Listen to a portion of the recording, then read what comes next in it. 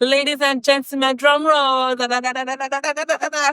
You're welcome to another episode of Click It with Chemi and Cindy. Da, da, da, da, da, da, da, da, da. You're excited. We are obviously excited to be here. Cindy, are you excited? I'm super excited. Super excited. I think it's another episode. You are glowing. What's going on? What's going on? Morden. It's December. Right. December, here we go. You Oh, guys, December. we're enjoying ourselves here in the studio. I want you to be a part of the excitement. And that's why we're bringing a juicy topic, but more resonating with Yeah. the society, Of course. right? And let me just go straight to the point. Today we're going to be talking about the children, but more in adult form. So we've decided to target who is to blame Who is to blame? Yeah. between the child, the parent, or the society.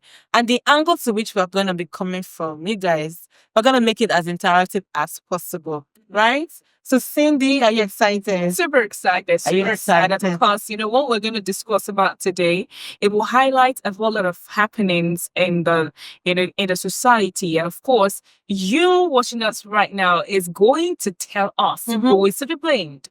All right, whether it's a child, the parent, That's or right. the society. Or the society. Chemi, I'd like you to kickstart that so that we can actually hint the scenario so people can understand where we're coming from. So we have the children that turn out to be the Jezebels, the Nebuchadnezzars of the 21st century, and then we are asking ourselves in retrospect, in sincerity, in looking at it holistically, we're saying, how do children end up to be those kinds of personalities?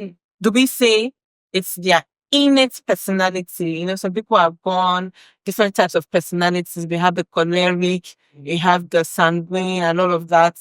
Then we have do we say it's the parent, they didn't do enough job training the child, or do we just blame the society at the end of the day?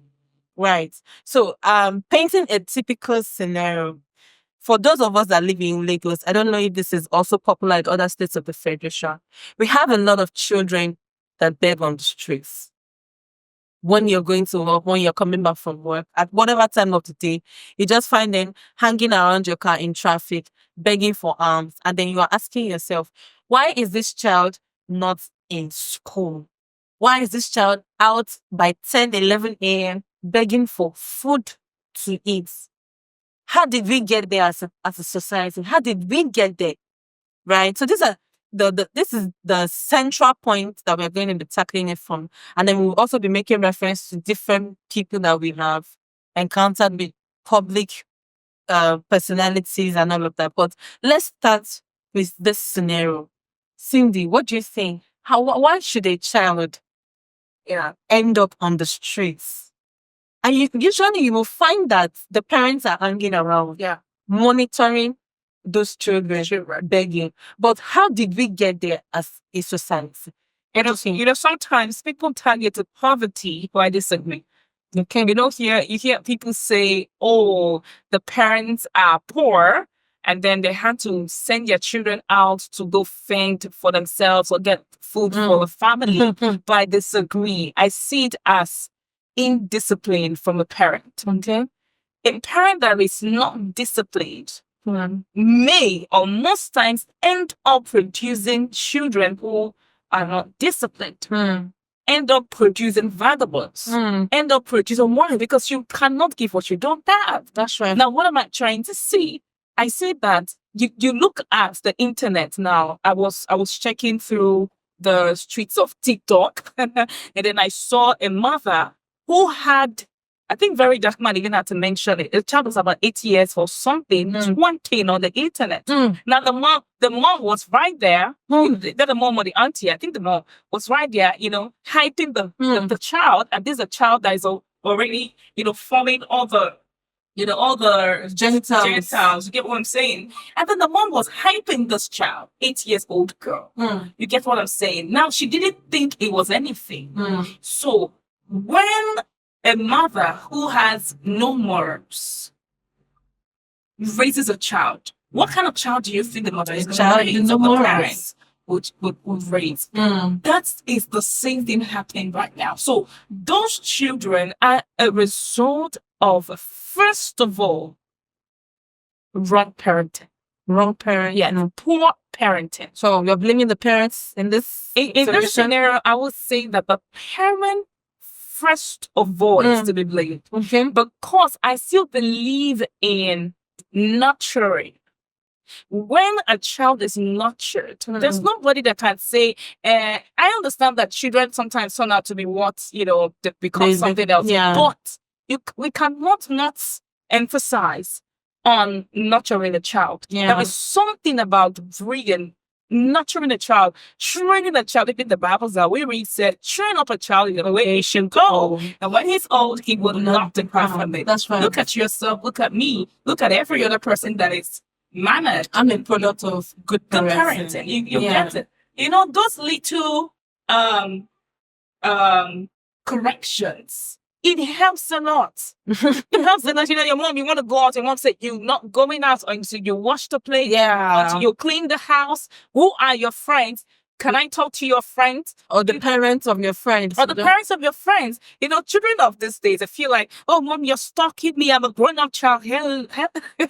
You dare not do that during my time. No, my mom needs to know where you're going. Sometimes I feel like, oh, you're policing your child a lot, but there is something. In fact, let me tell you something amazing. When I was growing up, there was curfew in my house. Okay. Once it's 6 p.m., you ought to return to the house. Okay. So if you are anywhere you are, and you're not running back home by 6 p.m., you're going to be locked outside. So what does that make you do? You don't stay out late. Yes. You don't stay out late. Night. Yeah, you don't. So I still saw some of my friends, their mom didn't think it was a thing. And you see them, they stay out late nights and they get into trouble. Do you understand? Yes, I do. So good parenting is part of it. So when there is no good parenting, that's poor parenting. Yeah. And then what do you expect a child to become? Yeah, I completely agree with you that good parenting at the childhood stage is a very huge determinant as to how a child will turn out. Yes. Right. And you citing poverty is just like hitting the nail on the head, in all sincerity, because a lot of times when you even hear those parents or those children, the first thing we say, I'm not getting money. You give me money. What happened? No money, no. And it's just baffling to see, because if at the end of the day you put money in their hands, guess what?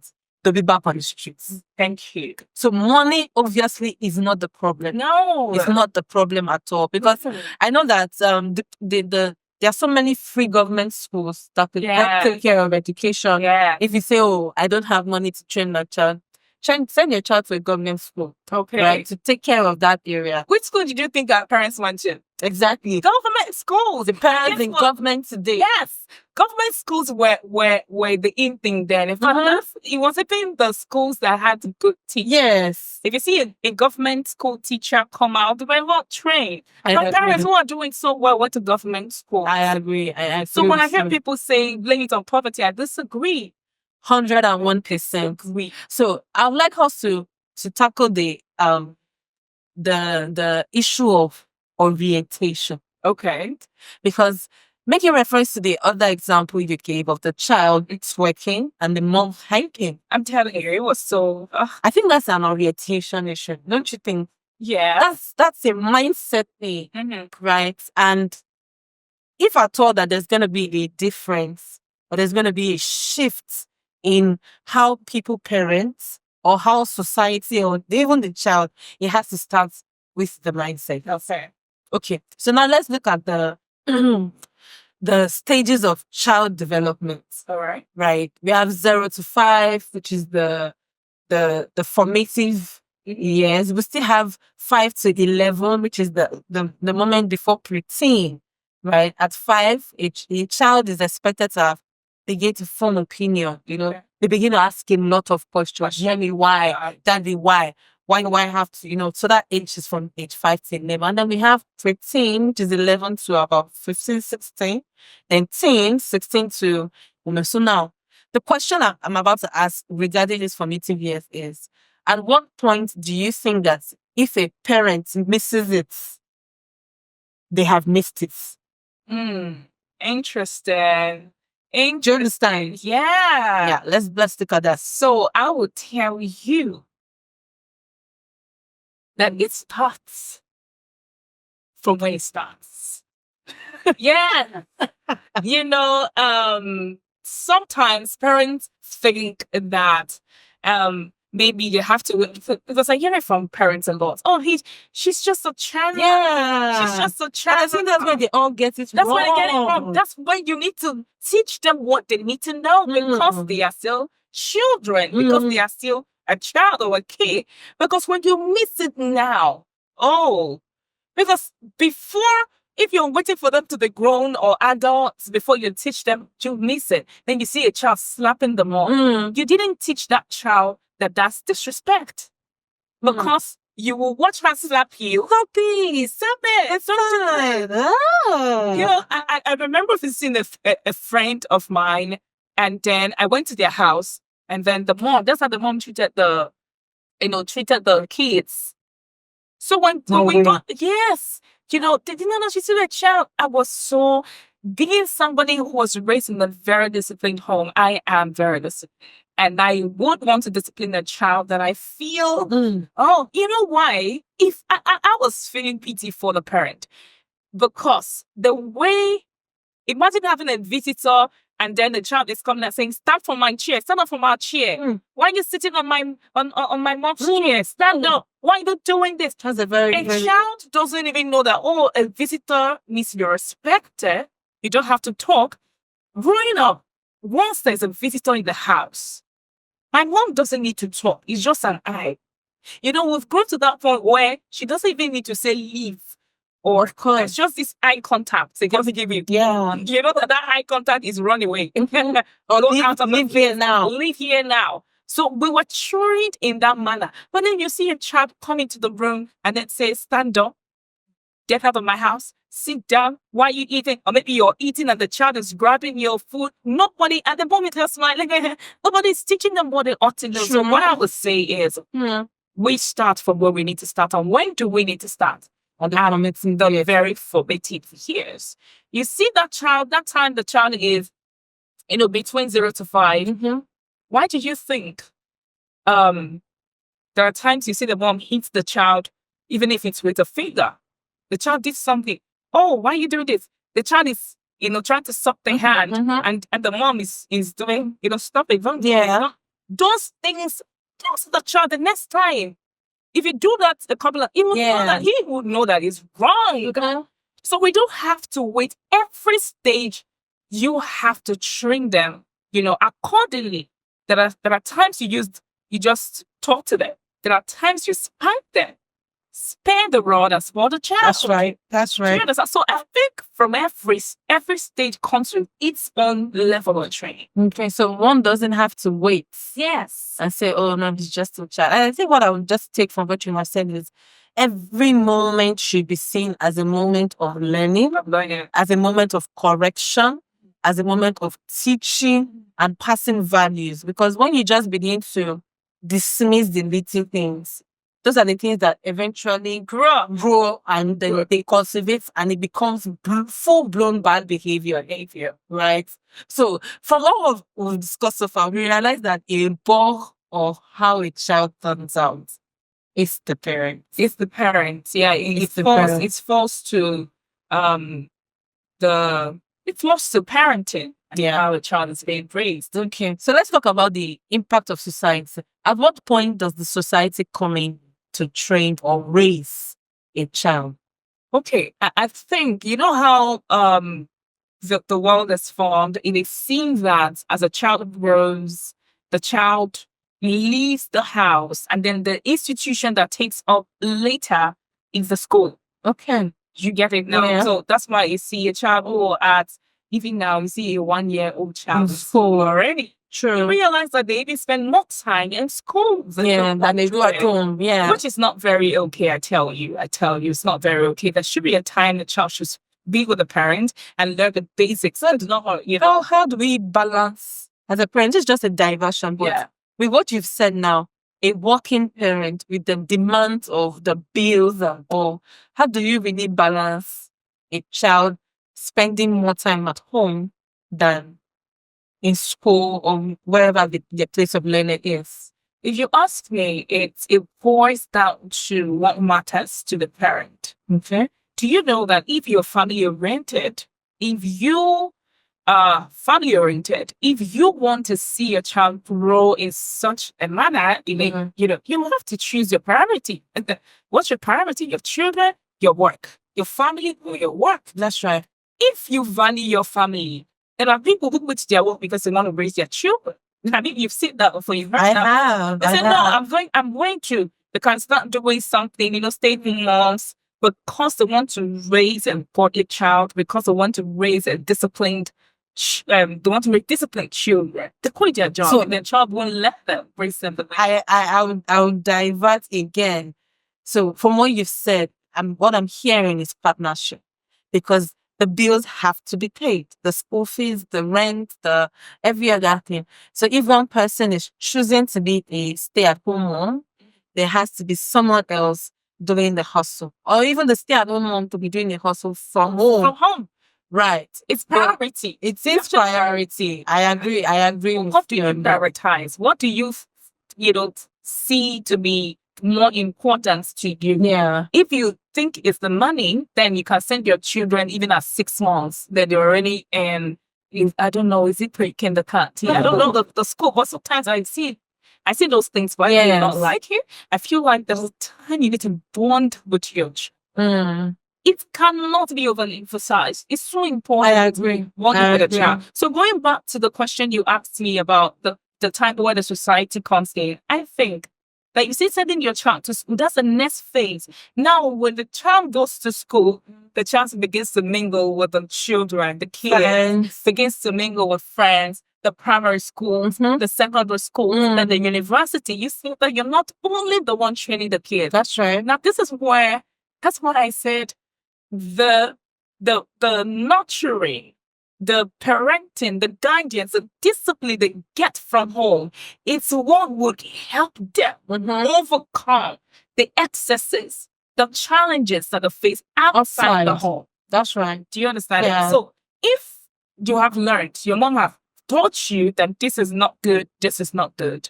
When you go out there, when you see other children who probably have had poor parenting, do those things, you can be able to defend yourself, you can be able to abstain from such things, you can be able to say no to those things. Why? Because you have been taught from home that they're not good. You already know that they're not good. Yeah. So you already, discern what is good and what is not good. Then there is also a place of influence. Peer pressure, peer influence, where the teacher is influencing the child, the friends, the classmates, the classmates, the entire happenings of the society at the school. The child went to school and then experienced a whole lot of things, and he's been wondering what's going on. I don't smoke at home, but then you go to the university and then you see everybody smoking, and it's the norm. Then you begin to ask yourself question, wait, how? I've never seen this happen, and then you question, one of two things will happen, or two things will happen in your thought process. Okay, I've never seen this happen. Okay, so is this how it happens in the outside world? Do I need to blend or do I need to abstain? Yeah. There's a lot of mind-boggling activity happening right there. But then if there's just been a lot of right training from the home or from where you're coming, it's easy to give an answer on the spot without any form of peer pressure. But let's not say peer pressure like it's a statement that will pass. Peer pressure is a thing. Yeah, it is. It's a big thing. It's a thing. And it still brings us back to the society, right? So a parent has done a fantastic job praying with the child, trained, cautioned, corrected, and all of that. But you still find out that some of these children join their friends. They may even be the leader of the bad gang. We've seen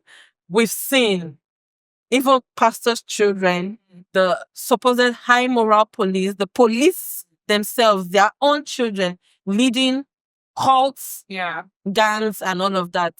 How do we explain? How do we explain that a parent has done their best? You come home, you're a different kind of child. You are in with your friends, your colleagues, and you're a different kind of person. What happened?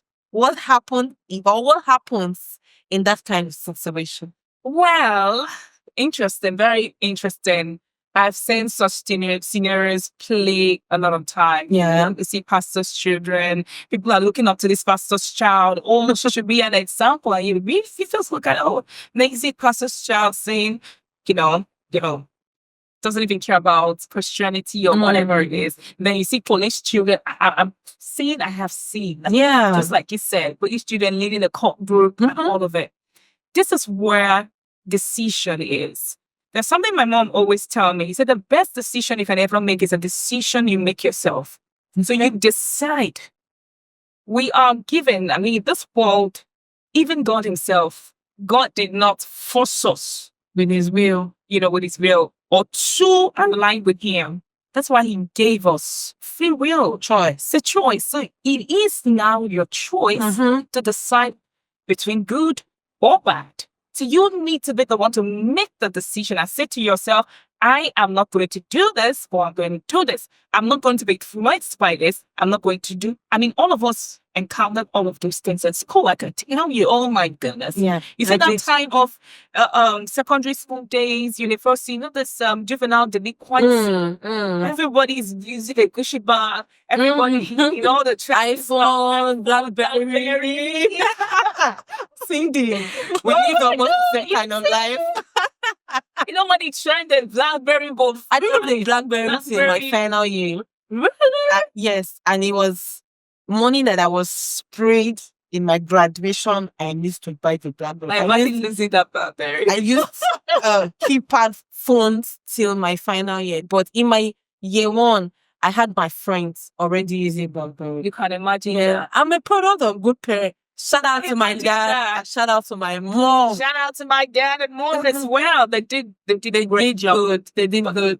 They did a great job. But something, still in the same scenario of society that we found ourselves. You saw ladies. I saw a picture of a lady on the internet then that was embarrassed because she stole a BlackBerry. Then it was a stop that if you didn't have a BlackBerry, you were not a mom.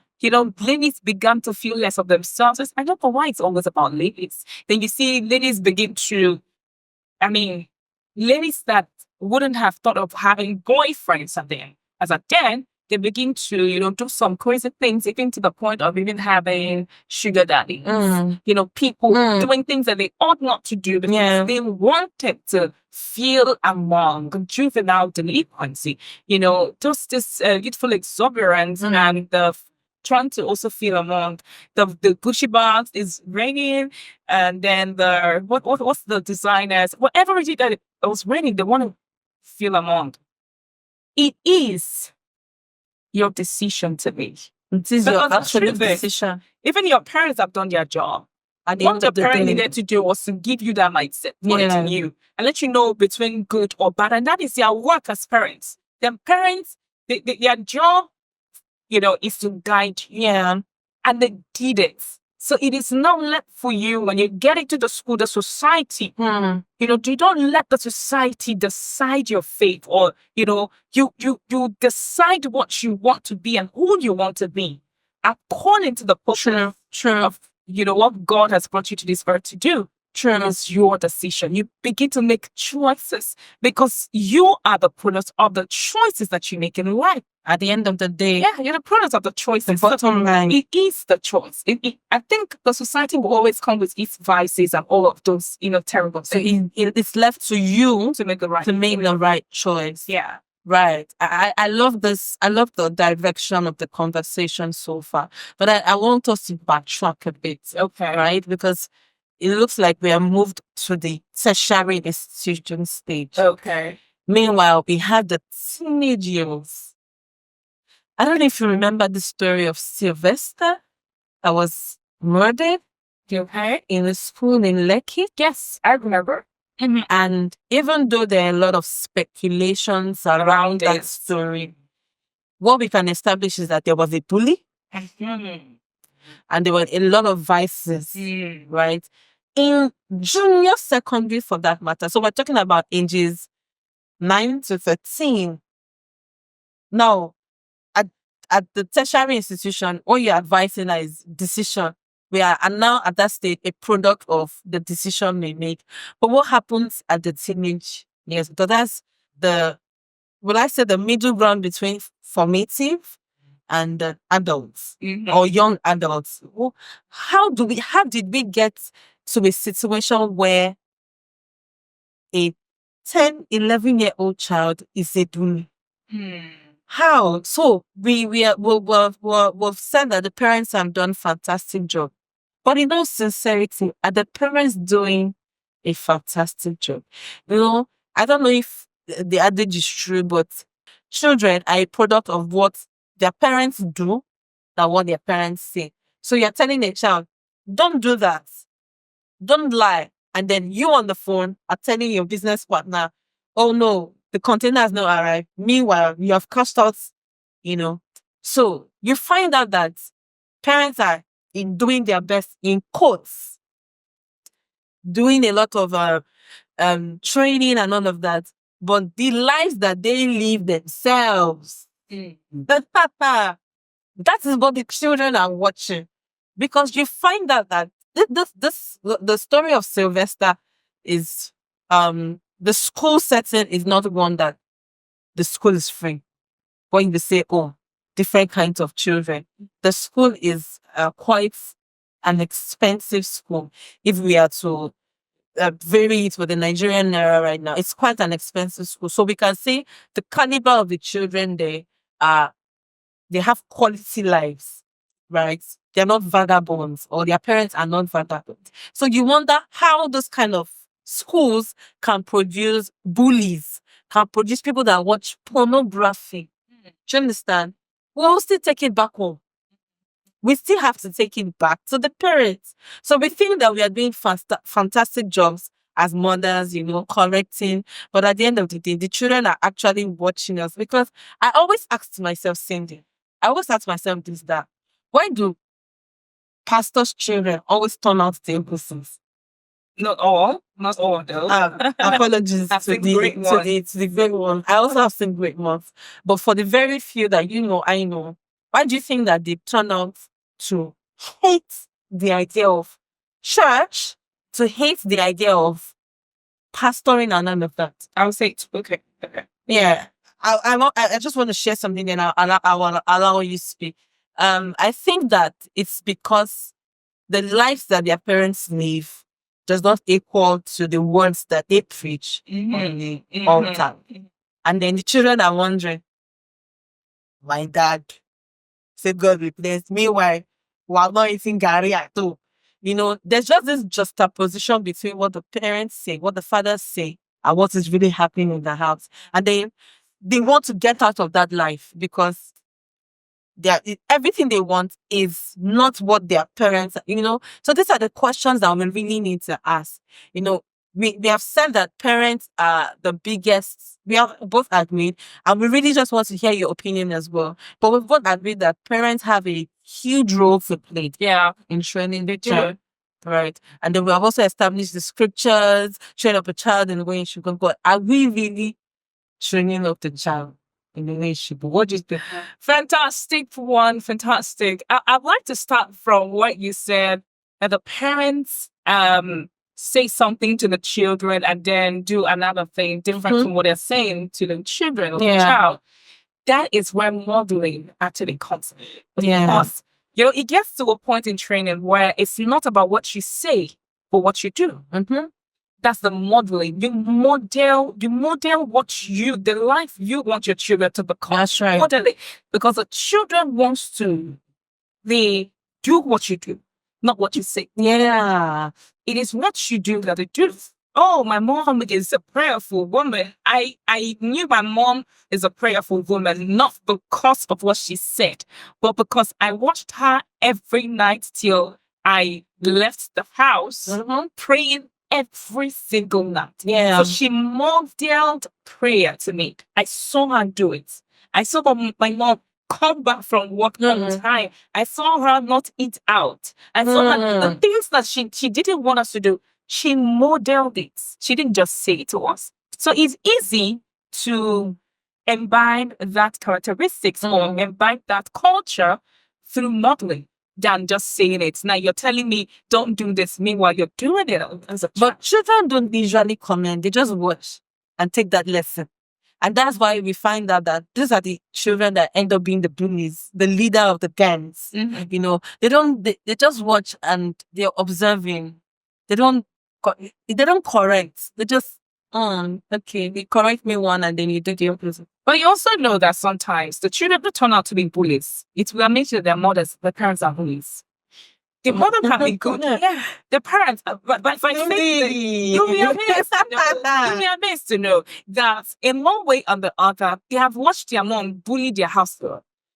The mom may be training them in a good way, or the dad in a good way, but they have watched the mom, look down on someone who is supposedly not their equal. So they watch it happen. And then you see them say, oh, go and watch that play. Oh, no, my children are playing. They're watching TV. They thought that is normal. So when they go to school, they do the same thing. You're hitting it. You're hitting it. Right. So they go to school, they do the same thing. So modeling is what it is, right? We should go beyond speaking. And then I think that the word should be modeling rights, because modeling can go both ways. Yeah. Making reference to the TikTok, daughter and mother, I've even seen more ridiculous videos where, let's not even go into that. But modeling rights will do 40% of the job. If you happen to be an handicapped parent, you can still train your child excellently well, because the actions will speak louder than the words. Right. Yeah. So, Cindy, I'm enjoying this topic. I'm enjoying this. You know one thing about this topic? There's a lot. It's just that because of time, if we were to go deep into bullying, there's a lot to carve out of it, because there's so much to talk about it, which of course we're gonna bring it bit by bit to you, but we're just gonna just layer it on the surface until we come back. Yeah. But then there was something I will share with you of air before now. I said, when it now leaves the society, of course, sometimes they say the parent, the question we asked was, is it the parent blamed? Is it the parent, the society, or the child? The child. I also want to bring in something into the society. I said something, before while we were on air, I said something. And I said, where the parent misses it, the school, the society has a role to play. That's why you see some people, it's not everything we learned from our mom, now dad. I like saying the mom, maybe because for me, it was my mom that really, did the discipline stuff. It was mine too. It was my mom that, yes, but my dad was also there. But then when it's not everything that your mom will teach you, she can only teach you what she knows. There's a part the teacher will also teach you. There are things my teacher taught me. And in a case where you didn't learn from school, you didn't learn from home, you didn't learn from school, there's another institution, I believe, that could help the child. And that, for me, is the religious body. I would call it the church, in as much as I do not believe the Christianity is a religion, but let's call it the body of Christ church. Yeah. For me, it comes in, where a child who lost it. I mean, we've seen such cases where a child who had zero training, zero training at home, zero training at school, when they come to the church, of course, they now get to mingle with a different different people. These are people who have been trained. So when they be in the form a new attitude, they learn new character and all of that. That's why they begin to wonder, where have they been all this while? You see, so If the parent misses it, the school misses it, or the child misses it in school, the church has a role to The play church does have a in role. that child. The church does have a role. And also the community, growing up. Growing up, we used to have other mothers beat us. Yeah. Every child You are is your child. you're messing up on the streets. They don't wait till you get to, they are doing the job of your mother. That doesn't happen now because I feel like, no, you don't beat my child. So that they will not faint me or Cindy. So that the child will not faint. And But that helps us. That helps us. Yes. What that told us was that the community is watching you. So you can't mess up. Yes. So both, I wish we can even go back to that time where community was doing that, the environment. I wish we could really go. That was the time where I believed help me with this word now. In a united Nigeria. Let me use that word for the lack of a better. Yeah. Yes, because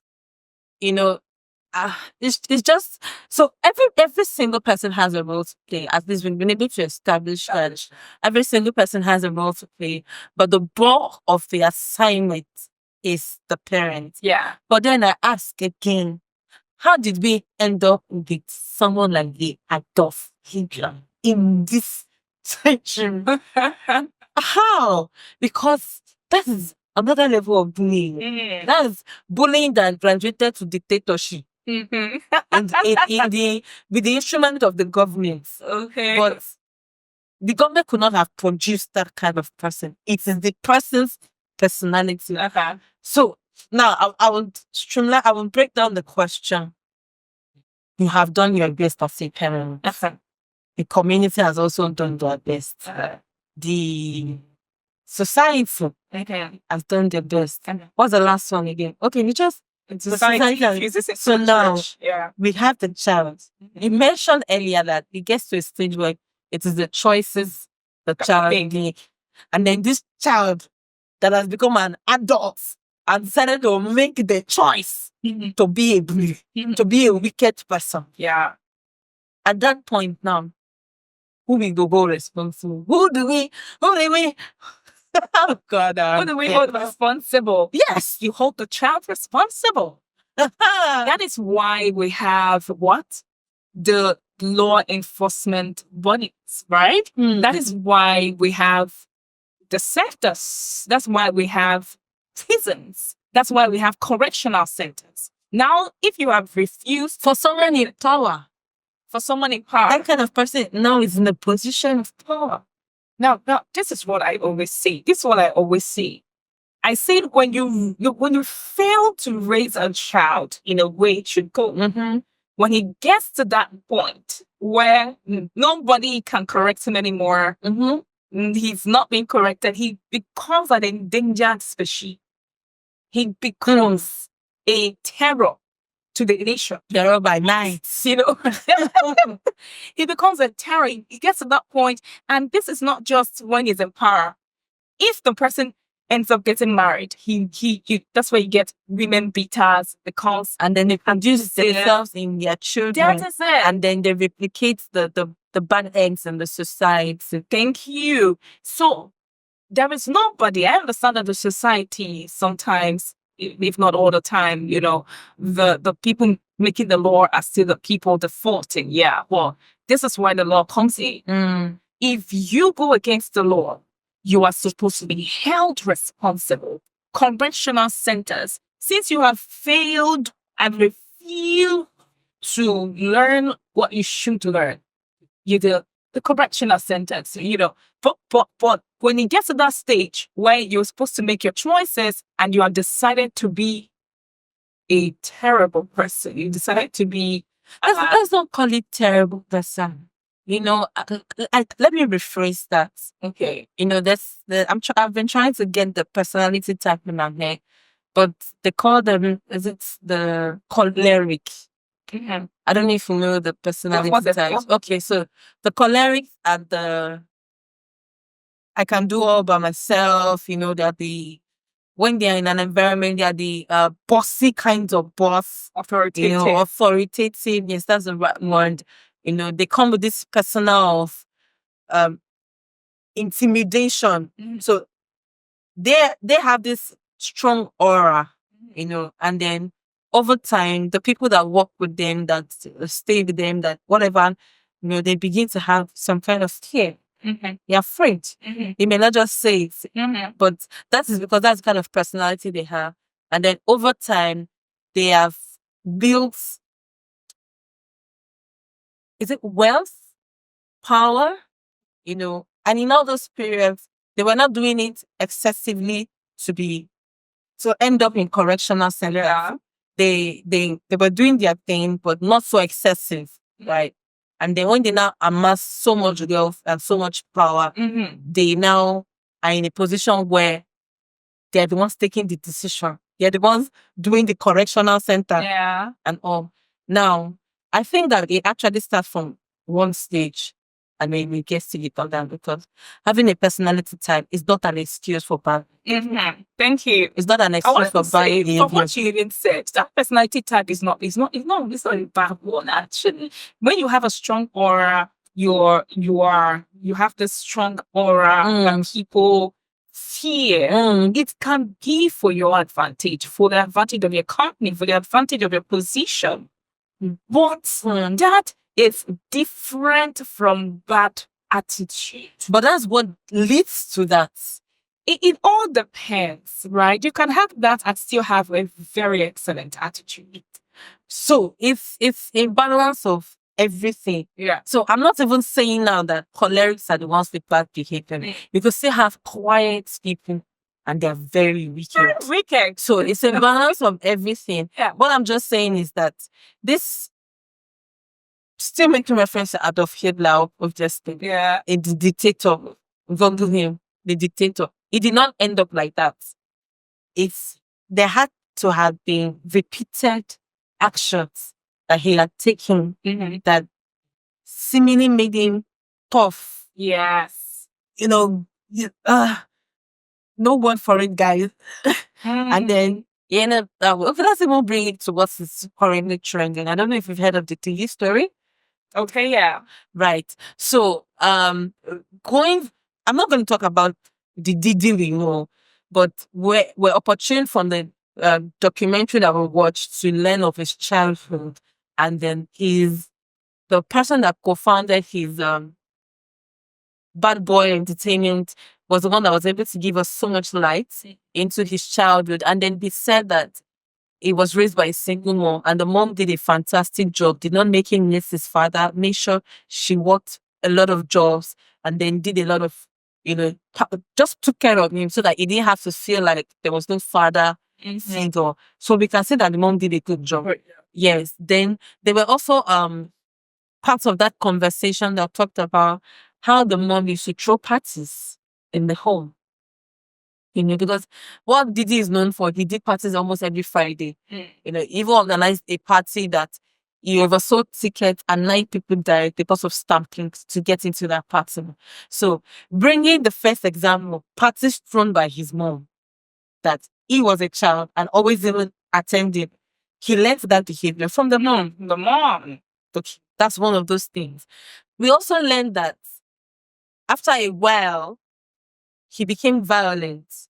Or before he became violent, he had a lean structure that he was always bullied. And then when he would come up, the mom would say, if they teach you, eat your own back. And then the person narrating the story went ahead to say, don't get in a fight with Puffy, because if Puffy never loses, he will not throw punches, he will bite, he will do everything that he can, bite your ear, your neck, and then you lose. Right. So these are the things that you actually talked about earlier. Yeah. Modeling. Okay. She did a fantastic job from the narration, if I were to judge, because she did not want him to miss the fact. The father died through gunshot and all of that. So she tried to shield that, and she did a good job at that. But look at the other things that happened. The party. And it was the party that he started molesting. Let's not even go into that. But that's why, what I'm just trying to say with all of this thing I've pointed out is, the parents are still, if I were to rate, I'll give the parents maybe 80%. If I were to do the rating, because the spoken training, the unspoken words, the actions, the inactions make up most of a child's outcome, right? While crediting maybe the society to about, I don't know. This rating may be wrong, but yes, I like to think that way. And then we now find out that someone like Didi is man, I don't think I want to analyze it, but let's just wrap this up, Sandy. You Let's know, just wrap for this up. me, I would say, a child who grew up in an abusive home most times they turn out to be abusive. A child who is just like people who are raised by single parents. Most times, especially when the single parent did not handle it well, you see that child becoming a single parent. A child who was never loved. You see that child growing up with so much hate, in the heart of love. A child who saw the mom being beaten by the dad grew up hating her. Being a bully, beating other people themselves. You see it. So there's a pattern. It just goes that way. Then you're wondering, why did this child turn out to be this way? In fact, when you look at, you see some of them, the gays, the lesbians, and all of it, you'll be amazed to find out what triggered that action. Some of them will tell you, I don't want to do anything wrong with a man. So lady saying, I don't do anything with a man because of what they have seen. Because of what I've seen. You listen. That's why counselors are very important. Therapists, we need to talk. That's why at the age where you notice that, that reaction, you notice that attitude, you notice, immediately begin to talk.